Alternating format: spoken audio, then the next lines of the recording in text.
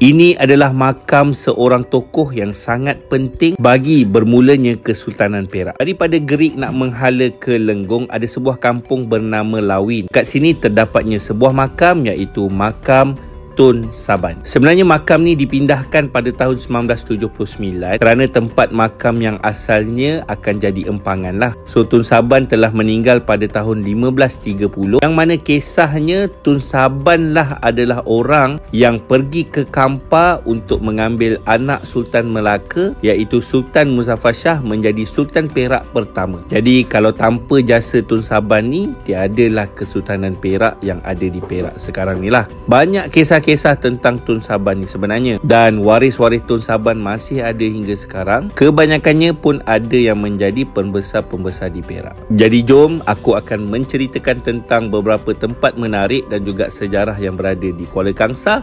Stay tune dan follow aku.